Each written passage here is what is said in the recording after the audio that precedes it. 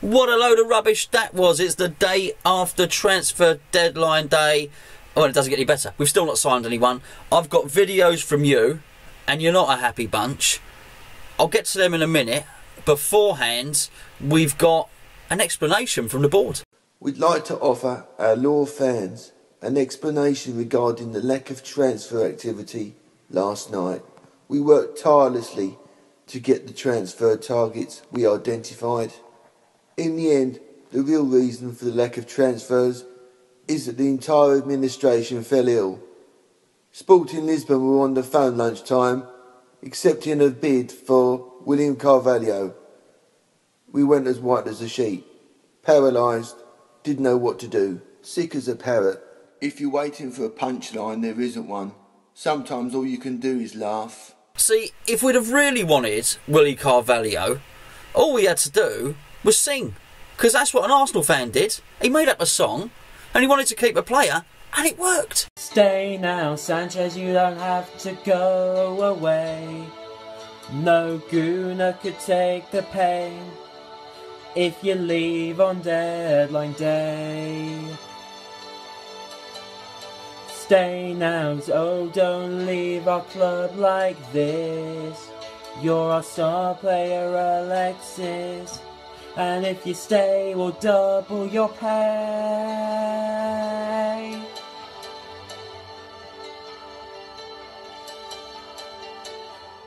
Don't you know we've come too far now just to go join Guardiola at City? Okay. Let's stop. Let's stop button. Okay. Yeah, you get the idea. Wonder if he saw it. Wonder why the guy even made it. Who knows? Anyway, Craig is on holiday in Antigua. What a lovely place to be. Looks like he's having a great time. But even at the other side of the world, he can't get away from the transfer deadline day madness. And he's got an Arsenal fan with him as well. This is my rant for West Ham United not signing anybody on transfer window deadline day. Enough's enough. We were promised the dream. 5 years, we're supposed to be playing Champions League football. It's not going to happen. X has already confirmed we're not signing anybody. I've just had enough of supporting West Ham. What can I say? Anyway, here's an Arsenal fan, which I suppose is a bit more depressing.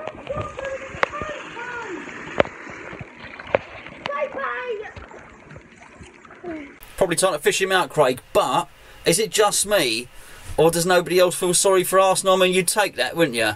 They're only in the Europa League, you know, signing players, Lacazette up front. It's very, very hard to feel sorry for them. Anyway, now to your videos. Who have we got here? I know we got a bit of Mr. B.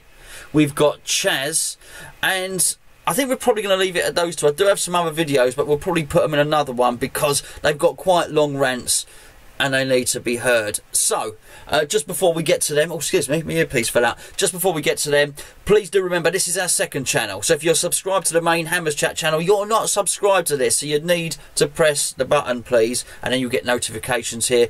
We've got a lot of stuff going on. This is your channel. We want you to send in your clips, your views, just like the guys have done here. I don't think there's going to be a lot of good stuff happening. There's quite a long wait until we get to the next game, which is Huddersfield away. So send them in. What did you think of the transfer window? I think I know. But anyway, let us know. info@hammerschat.com. Chaz. Chaz is up first.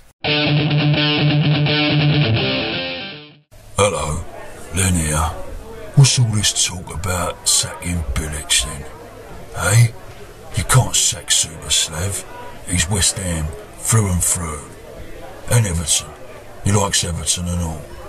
But I'm going down Green Street, outside Upton Park, to sing Superslav and Bilic at the next home game next Saturday against Huddersfield. Come on, you irons. Right, I was going to film this at 11, but we're not going to sign anyone. I'll be very surprised if after I've sent this off we do sign someone. Maybe Jack Wilshere, just throwing that out there. Mystic Chaz, but we won't, so sod it. I'm going to film it now while it's all fresh in my mind and I'm pissed off. But got some notes there. But yeah, one big thing I just want to get off my chest is it's never been more apparent that this is like a seesaw. It's not one-sided. I thought it was all Bilic, and I thought just getting rid of Bilic would solve it. But it's become quite clear to me in the last week or so that the board need to go as well. Because as much as Bilic has said some stupid shit, like he's happy with his squad, he's not going to buy for the sake of it. You know, we've conceded 10 goals in 3 games and only scored twice. I don't think buying a backup striker or another attacking centre midfielder or a defender, I don't think anyone's going to go, oh, that's a panic buy, that's for the sake of it. I think people are going to be going, they need to fill that gap, because we do. Bilic is an idiot. I've said since the start of last season, maybe, especially after the Arsenal game where we absolutely got tonked at home, I said Bilic is never going to properly turn this around. We're just going to flutter from struggle to struggle, and, you know, I've been proven right. I wish I hadn't been proven right, because I love West Ham as much as you watching do. I want us to do well. I want Bilic to do well. I like Bilic as a person. He seems to be quite a good guy. But as a manager, he's just poor. He needs to get to fuck. But David Sullivan has majorly thrown him under the bus. David Gold, as much as it seems like from what I'm hearing, David Gold is the only person keeping him in a job at the minute. He's been thrown under the bus because David Sullivan's been very sly in the last week. What should have happened, in my opinion, is that Bilic should have been sacked straight after the Newcastle game. A new manager put in place. They should have said to the new manager, right, here's 40 million, get 5 players or get 1 player, get whoever you want. You've got the international break now to bed in, and then we expect results for the Huddersfield game. But no, what he's done is he's tried to have the cake and eat it. He's thrown Bilic under the bus, made it all Bilic's fault, so that Bilic will... I mean, I'm going to the Huddersfield game, so I hope we get a result. As much as it will keep Bilic in a job, which I think will be a disaster, I do hope we get a result. But he's thrown him under the bus because he gets to sack him if we lose to Huddersfield, but he also doesn't have to spend that 40 million on Carvalho. He's been very sly. He's not give Bilic the tools to keep his job, whilst then saying, oh, like, it's all Bilic, need to get rid of him. Yes, I do believe we need to get rid of Bilic, but David Sullivan is just completely... He's shown his true colours. With all the news leaking, like before with the Iheanacho deal, and Bilic saying... it's been said that a lot of players have been put in front of Bilic, and Bilic has said that he doesn't want them. Why has this news reached us? It's all very, very suspect. Right. Jota, Perez, Mamadou Sakho. Apart from Mamadou Sakho, all these deals are confirmed. Why aren't we all over it? Why don't we get one of these players in? They all could have improved us. Especially Perez. We need another striker. Sakho was kept Palace up. I know he hasn't confirmed. I know it's not a done deal yet, but why weren't we all over that? We shithoused, as I said, we shithoused the Carvalho deal. What was it, like 3 million? Just pay it. Even the next manager comes in. Carvalho's a quality player. I'm sure the next manager who comes in, if Bilic even goes, can make some use of him. Ignored Wilshere, I'd have taken Wilshere. I'll still take Wilshere tonight, and I still think if we're going to get anyone tonight, it's going to be Wilshere. But why not Wilshere? It's so obvious that Wilshere wants to sign for us. Just go and get him. We could do with having him in the club. And the more and more players left, the more and more you saw... Because we started off, you look at it and you're going, oh, we've had a really good window. But the more and more players left, the more you're going, our squad's getting a bit fucking thin. Behave. What are you letting him go for? Why's Faguli going? He's on big wages. Oh, we must be getting a good player in. No, we got no bastard. What's the point? What's the point in all this? I mean, for me, alarm bells were ringing, as I said, from the Iheanacho deal. After all that pulling out, saying, oh, we got him, we got a done deal, got it all on a plate. That was alarm bells. Something weren't right about that. The way it was leaked, the way it come out. Surely not, Bilic surely ain't done that. You're looking at it going, what is going on? What is happening? But I remember a couple of years ago, Noble said that this club was not run like a circus anymore. That comment really ain't aged well. I mean, as I'm going to the Huddersfield game, I hope we win, but I don't want to hear anyone. I'm not going to cause trouble. I won't get the ump. I'm not going to sing against anyone. I'm not going to sing for anyone, though. I don't want to hear anyone singing Super Slav. There's fuck all super about him. Oh, and on top of that, just jumped in my brain, Lanzini's apparently out for a month. We're having an absolute mare.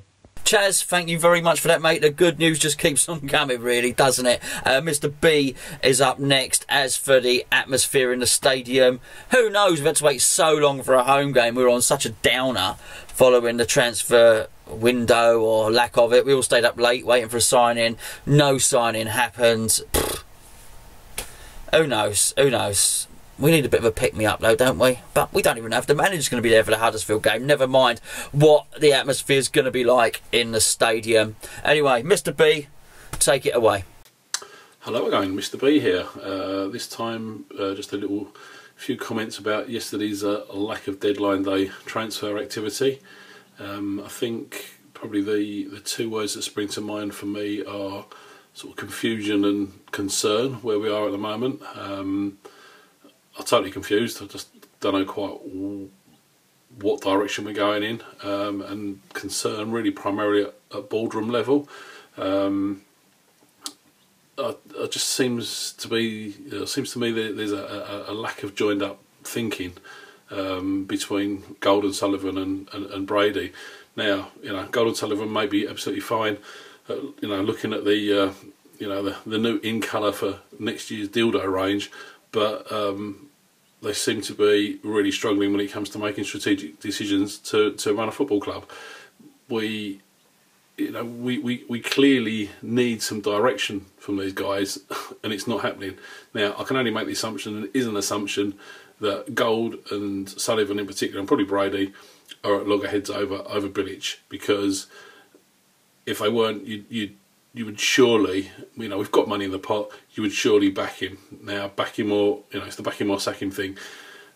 I'm guessing one of the parties probably wanted to get rid, the other one wants to retain him and just give him another lifeline. So I can see potentially why we've not invested in a manager who may not be there in a month's time. That kind of makes sense. Having said that, the squad's thin, so I'm sure the agents would have touted a lot of players yesterday, and if it's true that Bilic has turned some down, is that his little way of saying, well, I know I'm not going to be here anyway, so I'm not going to take people on who I don't want. I'll stick with what I've got. The whole thing is a shambles. It's really concerning. In any kind of business, you've got three levels. You've got your workforce, i.e. your players. You've got your tactical level, which is like your Slav and his coaching staff, and you've got a board which should be, setting a clearly defined strategy. And if these are the guys that head the company, if they can't agree on something at their level, what hope have we got? We're now left with currently, a paper thin squad, a manager who may not be here in a month. And okay, they may well have done some work behind the scenes, and there may well be sort of somebody lined up. The only hope is that we've got somebody who's quite willing to play youth, if there is somebody going to come in a month or so, because there's no way Bilic's going to turn this round. Absolutely no way. And then we've got to wait until the January transfer window before we can then bring people in at overinflated prices when we're right up against it. It's just an absolute recipe for disaster, and the club is just like a cesspit at the moment. It's just not in a good play, not in a good way at all.